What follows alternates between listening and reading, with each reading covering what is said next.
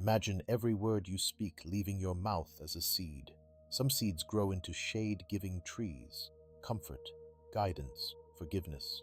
Others grow into thorns, resentment, broken trust, regret before Allah.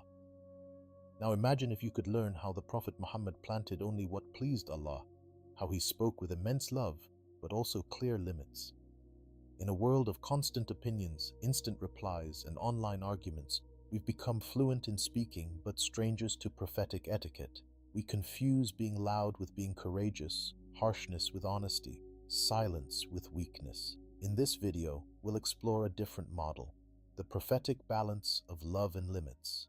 How do you correct without crushing? How do you stay kind without becoming a doormat? How do you stay silent without enabling harm? Stay with me because this might change how you speak, to others and to yourself, starting today. Our goal in this video is simple, to rediscover how the Messenger of Allah spoke, so we can bring that prophetic beauty into our daily conversations, online and offline. Not theory, but practical guidance you can start using today with your family, spouse, co-workers, and even strangers on the internet. We'll cover 3 big themes: speaking with love, setting limits, and knowing when silence is the most powerful speech. Along the way, we'll share examples from the Sunnah, simple phrases you can use, and questions to check your intentions before you speak. If you care about your tongue, your relationships, and your standing before Allah, you're in the right place. Take a moment to subscribe and turn on the notification bell so you don't miss future deep dive reminders like this.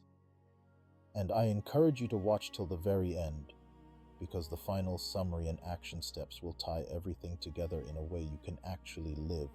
Let's begin with the foundation, taqwa of the tongue. The Prophet said, "Whoever believes in Allah and the last day, let him speak good or remain silent." That's not poetry, it's a filter.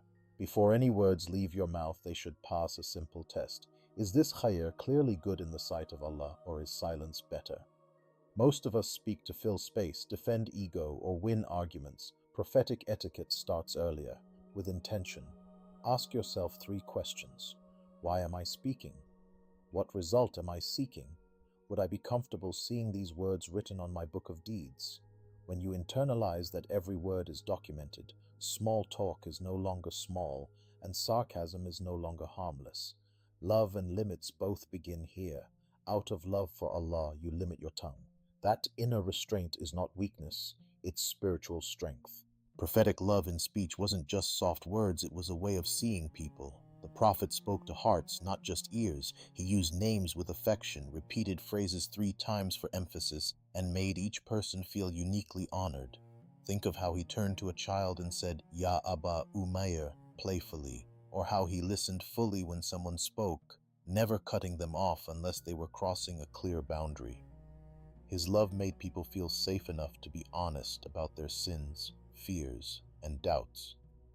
To imitate this, start with presence. When you speak to someone, face them, put down your phone, and let your eyes say, "You matter." Use gentle tones, especially with those weaker than you. Children, elderly, employees. Love in speech isn't poetic compliments, it's consistent respect. Real prophetic etiquette begins when people feel more secure near your tongue, not more scared. Love without limits becomes enabling. The Prophet's mercy was vast, but never spineless. He corrected, warned, and even became visibly angry for Allah's sake when boundaries were crossed. Notice his balance.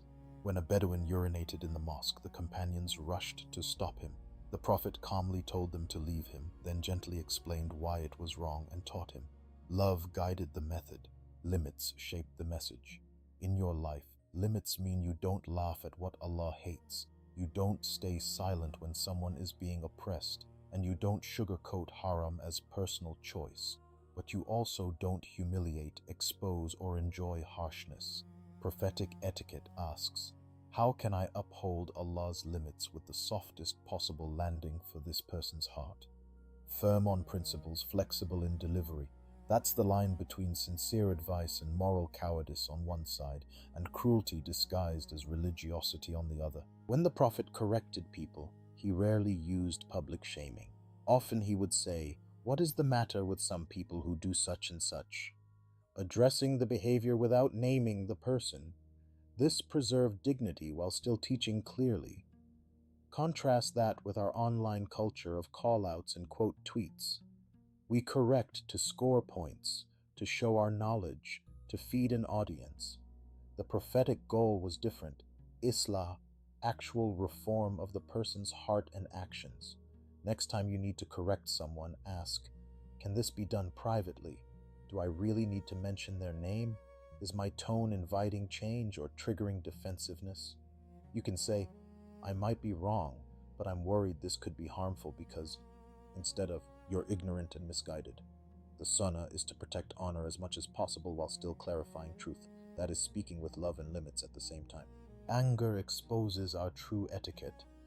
The Prophet became angry, but his anger was disciplined. He never exploded for his personal ego, but only when Allah's boundaries were violated. Even then, his speech remained measured. He taught, the strong person is not the one who overcomes others, but the one who controls himself when angry.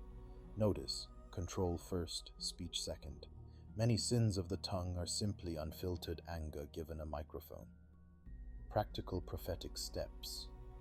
When you feel your chest tighten and your face heat up, pause, seek refuge. A'udhu billahi min ash-shaytan ir-rajim. Change your state. Sit if standing, lie down if sitting, make wudu. Delay your response until your heartbeat slows. Then ask, if I say what I'm about to say, will it heal or deepen the wound? Sometimes love is staying silent until you can speak without venom. Limits mean you refuse to justify verbal abuse as just being honest. Not every truth must be spoken immediately. The Prophet said, it is enough sin for a person to relate everything he hears.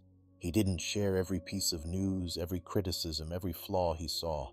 Restraint is part of honesty. We often weaponize I'm just being real to justify cruelty. Prophetic truthfulness is guided by hikmah, wisdom. Ask, is this the right time, place, and person? Will this truth benefit or only bruise? For example, if your spouse is exhausted, that might not be the moment to highlight every shortcoming. If someone can't change something immediately, repeating it might be nagging, not nasiya.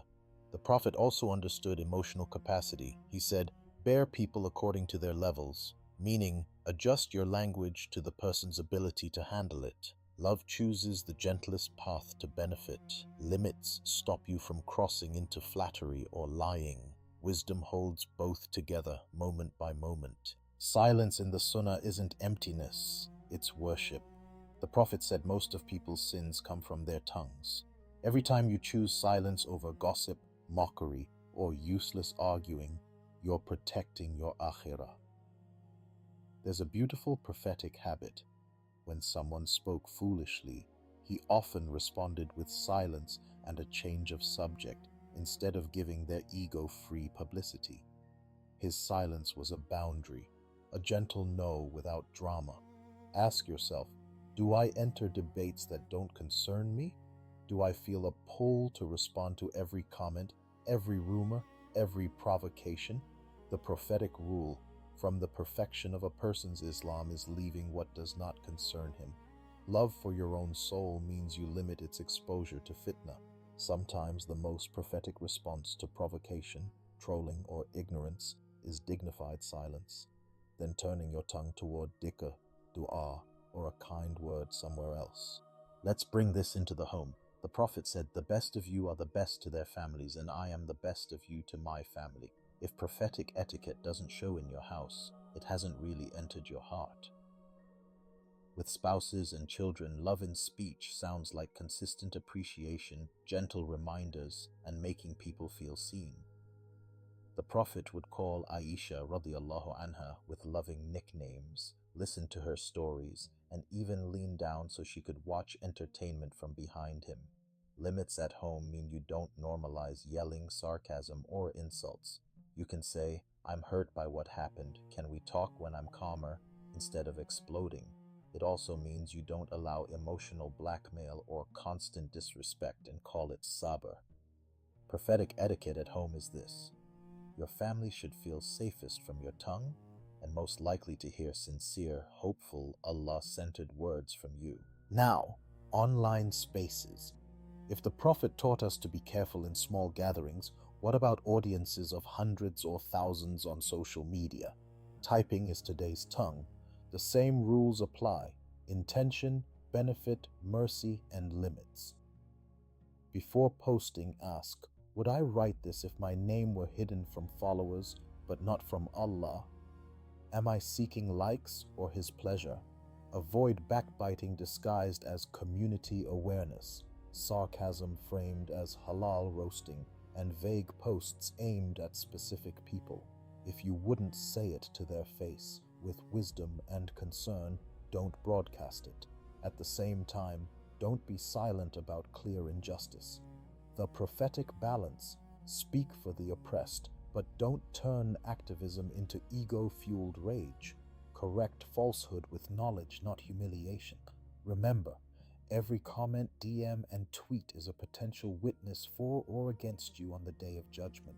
Make your digital speech worthy of being recited back to you by angels. One of the most beautiful prophetic etiquettes is how he gave advice, tailored, hopeful, and bite-sized. Different people asked, "Give me advice," and he gave each a unique answer suited to their weakness. Don't get angry. Say, "I believe in Allah," then be steadfast. Guard your tongue. We often give generic lectures or overwhelming lists. Prophetic love focuses on one or two changes that a person can actually implement. Next time you advise someone, try this process. Listen fully first. Ask what they're struggling with most. Then choose the simplest, most impactful step and attach it to Allah's mercy, not only His punishment. Say, if you start with this one change, insha'Allah, Allah will open more doors for you. Limits in advice mean you respect their pace. You are not their rab. You're just a means. You plant seeds, but you don't yank them out of the soil demanding instant fruit. Sometimes love speaks with very firm limits. The Prophet warned, "A servant may say a word, not giving it any consideration, and it will throw him into hellfire." Strong words, but from a heart that wanted to save people. There are moments when you must say, "This is haram, this is oppression," or "I cannot participate in this." Prophetic etiquette doesn't mean endless compromise. It means when you draw a line, you do it for Allah, not ego. Use clear, calm language. Out of fear of Allah, I can't be part of this. Or, I respect you, but I disagree because... You can walk away from gossip, refuse dirty jokes, and decline business deals that feel shady. The key is internal. No arrogance, no delight in being more religious. Just quiet firmness. Love without such limits becomes approval of sin. Limits without love become hatred of people instead of hatred of wrongdoing. Let's gather the main threads into a simple framework you can remember. First, intention. Speak for Allah, not for ego. Run your words through the filter of speak good or remain silent. Second, love. Let people feel safe, honored, and seen when you talk to them, especially at home and with those who have less power than you. Third, limits. Never sacrifice Allah's boundaries to keep people comfortable. Correct, warn, and refuse when needed, but with dignity, privacy where possible, and sincere concern. Fourth, wisdom. Choose the right time, place, and amount of truth. Tailor your advice. Don't dump, don't dramatize. Fifth, control. Guard your tongue most in anger and online, where consequences feel distant but are eternally recorded. If you carry these 5, intention, love, limits, wisdom, control, your speech begins to resemble prophetic etiquette, not perfectly but noticeably, and every small shift in how you speak is a huge step in how you will be received by Allah. Now it's your turn to act. Knowledge without practice doesn't change tongues or hearts. Choose one area of speech you struggle with most, maybe anger at home, sarcasm with friends, or arguments online. Write it down. Then set a specific prophetic goal for this week. For example, when I feel angry, I will pause and say A'udhu Billah before replying, or I will stop forwarding unverified messages, or I will compliment my family daily. Small, clear, and tracked. Share in the comments which area you're working on. Your intention might inspire someone else. If this video benefited you, please like it so it reaches more people, and subscribe with the notification bell on for more deep dive reminders like this. Finally, if you know someone whose tongue is hurting themselves or others, gently share this video with them. May Allah purify our hearts and tongues and allow us to speak with prophetic love and limits. Ameen.